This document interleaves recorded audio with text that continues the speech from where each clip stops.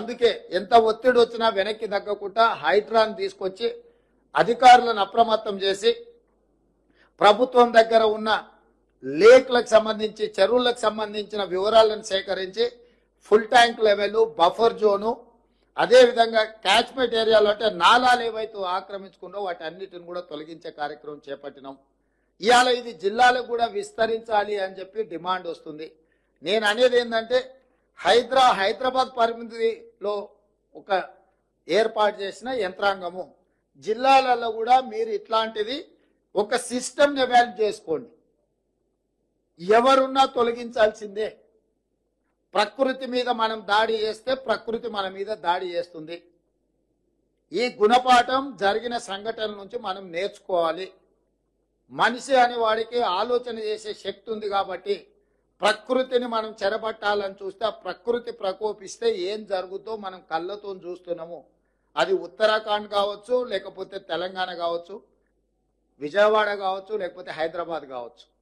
ఎక్కడైనా ప్రకృతి మీద మనం దాడి చేస్తే అది తప్పకుండా దాని యొక్క దుష్ఫలితాలు మనం చవి చూడవలసిన పరిస్థితి ఉంది. అందుకే నేను స్పష్టంగా అధికారులకు ఆదేశాలు ఇస్తున్నా. నేను ఎంక్వైరీ కూడా ఆర్డర్ చేస్తా. రాష్ట్రం మొత్తం మీద కూడా చెరువుల ఆక్రమణ మీద స్పెషల్ డ్రైవ్ చేపడతా. ఎవరైనా వాళ్ళు ప్రజాప్రతినిధులు అయి ఉండొచ్చు, లేకపోతే ఇతరులు అయి ఉండొచ్చు, లేకపోతే సమాజంలో బాగా ఇన్ఫ్లుయెన్స్ ఉన్న వాళ్ళు అయి ఉండొచ్చు. మీరు ఇట్లాంటివి ఏమైనా చేస్తే మీరే స్వయంగా వాటిని సరెండర్ చేస్తే అది మీకు గౌరవంగా ఉంటుంది, ప్రభుత్వానికి వెసులుబాటుగా ఉంటుంది. అట్లా కాకుండా ఏదైనా జరిగితే మాత్రం ప్రభుత్వం కఠినంగా చర్యలు తీసుకోవడానికి వెనక్కి తగ్గదు. ఏ ఒత్తిడి వచ్చినా ప్రభుత్వం తట్టుకోవడానికి సిద్ధంగా ఉన్నది. ఇట్లాంటి విషయాలల్లా ఎక్కడ కూడా ప్రభుత్వము వెనక్కి తగ్గదు. కాబట్టి ఈనాడు ఈ చెరువులకు సంబంధించి, కుంటలకు సంబంధించి, కాలువలకు సంబంధించి, నాలాలకు సంబంధించి స్పష్టమైన చర్యలు తీసుకోవాల్సిన అవసరం ఉన్నది. అందుకే కలెక్టర్ గారికి నేను ఆదేశాలు ఇస్తున్నా. మీ పరిధిలో ముఖ్యంగా మహబూబాబాద్లో ఈ చెరువుల ఆక్రమణ కూడా అధికారిక రికార్డులను మీరు ఒకసారి సమీక్షించుకొని ఈ ఆక్రమణలకు సహకరించిన అధికారుల మీద కూడా చర్యలు తీసుకోవాల్సిన అవసరం ఉన్నది. దీన్ని కూడా దృష్టిలో పెట్టుకొని వరంగల్ మీద కూడా ప్రత్యేకమైన దృష్టి పెట్టేది ఉన్నది. ఎందుకంటే చిన్న వర్షం వచ్చినా వరంగల్ పట్టణం అంతా ముంపుకు గురవుతుంది. మేము కొన్ని చర్యలు చేపట్టడం వల్ల గత 3 రోజులుగా అత్యధిక వర్షాలు వచ్చినా హైదరాబాద్లో కొంత నియంత్రించగలిగినాము. నాలాల ఎంక్రోచ్మెంట్ రామ్నగర్లో ఒక్క నాలా ఎంక్రోచ్మెంట్ తొలగిస్తే నా రామ్నగర్ ఏరియా మొత్తం వరదలో మునిగిపోకుండా ఈరోజు ఆ రామ్నగర్ ప్రజల్ని కాపాడగలిగినాం. అంటే ఒక్క నాలా తొలగిస్తేనే ఇంత సహాయము జరిగింది. కాబట్టి నాలాల ఆక్రమణను కూడా ప్రభుత్వం ఉపేక్షించదు. మీరు కూడా జిల్లాలలో, నేను ఇవాళ మహబూబాబాద్ వరంగల్కి చెప్పట్లేదు, తెలంగాణ రాష్ట్రంలో ఉన్న అన్ని జిల్లా కలెక్టరేట్లకు ఈ నుంచి నేను ఆదేశాలు ఇస్తున్నా. మీ ప్రాంతాలలో ఎక్కడైనా చెరువులు కానీ నాలాలు కానీ ఆక్రమించుకుంటే మీరు మొత్తం వాటిని లిస్ట్ అవుట్ చేయండి. కోర్టులలో ఏమైనా పెండింగ్ కేసులు ఉంటే ఆ కేసులను కూడా పరిష్కరించుకోవడానికి ప్రత్యేకమైన న్యాయవాదులను నియమించుకోండి. ఉమ్మడి రాష్ట్రంలో కంటే కూడా గత 10 సంవత్సరాలలో ఈ దుర్మార్గాలు విపరీతంగా పెరిగిపోయినాయి.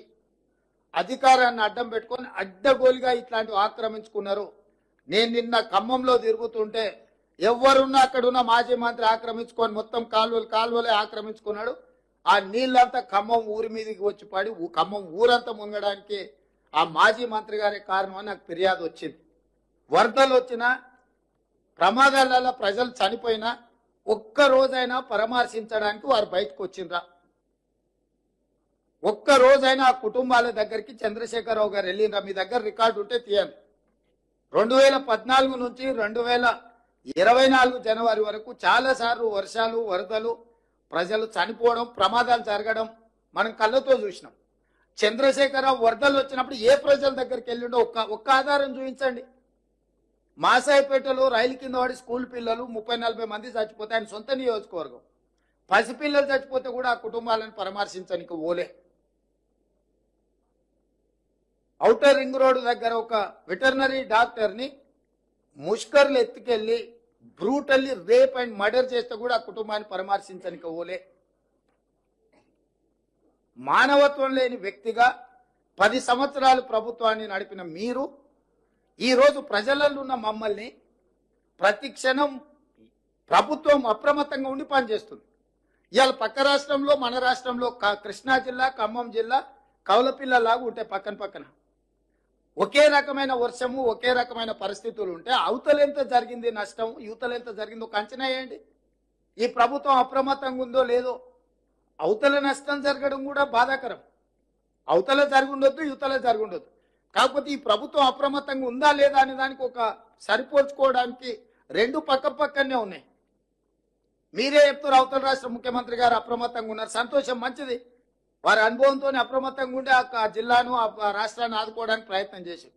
అదే సందర్భంలో ఈ రాష్ట్ర ముఖ్యమంత్రి కూడా 24 గంటలు కంటిన్యూస్ గా 30 తారీఖు నుంచి ఈ రోజు వరకు కంటిన్యూస్ గా పర్యవేక్షిస్తూనే ఉన్నాం, చర్యలు తీసుకుంటూనే ఉన్నాం. రెండింటిని పోల్చి చూడండి.